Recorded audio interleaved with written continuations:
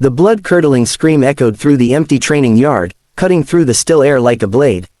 Officer Mike Turner stumbled back, disbelief washing over his face as Rex, his loyal canine partner of 6 years, lunged at him with bared teeth.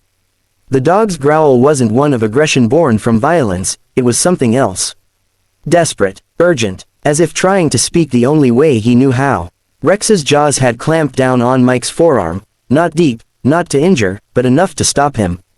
Enough to make him listen. And then, just as quickly, the dog let go, pacing between Mike and the path ahead, barking in frantic bursts.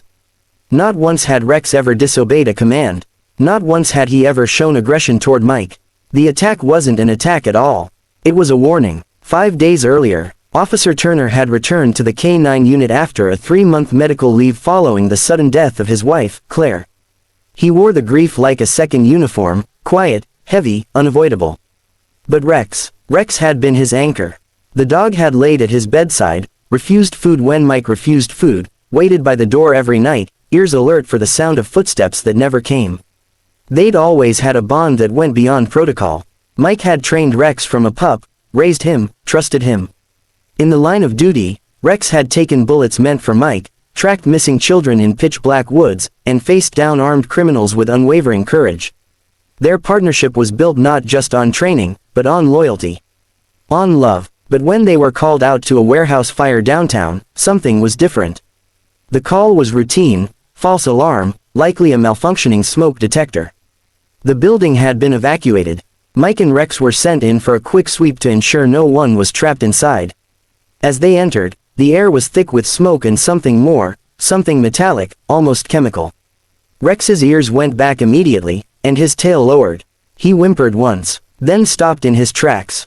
Mike nudged him forward, but the dog wouldn't budge. Then, for the first time in their career together, Rex disobeyed a direct order. And barked. One loud, sharp bark, and sat down. Mike hesitated, confused, but the call had to be cleared, so he moved ahead alone, waving off Rex. Just 10 feet deeper into the corridor, Mike heard a noise, a soft creak, like a shifting load of wood. That's when it happened. Present moment, Rex had lunged at Mike, dragging him back just as a section of the ceiling collapsed. Flames erupted where Mike would have been standing. If Rex hadn't intervened, hadn't attacked, Mike would have been buried alive. He sat stunned in the smoke-filled hallway, Rex beside him, nudging his face, whimpering softly now. Not in fear, but relief. The warehouse was far from safe. With collapsed exits and the fire spreading, the only way out was a back service door, now blocked by rubble. Mike radioed for backup. They needed time, but time was slipping away.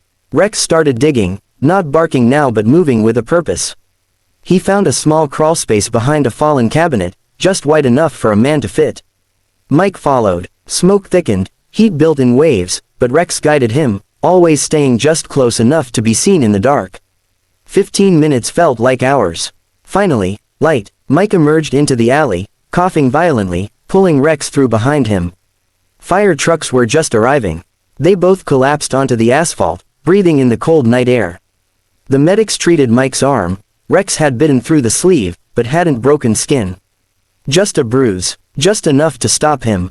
Enough to save him. Later that week, Mike sat on a bench outside the vet hospital, watching as Rex recovered from mild smoke inhalation. Reporters had caught wind of the story. Hero K9 saves handler from fire, and the department had made Rex something of a celebrity.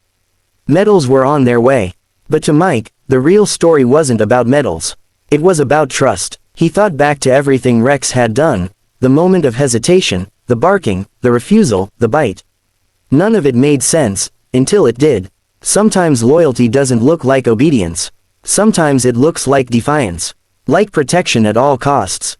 The challenge they faced, it wasn't the fire. It wasn't the danger. It was the silence. Mike had stopped listening, drowned in grief, going through the motions. Rex had never stopped watching. Never stopped caring. His warning wasn't just about the falling ceiling, it was about Mike.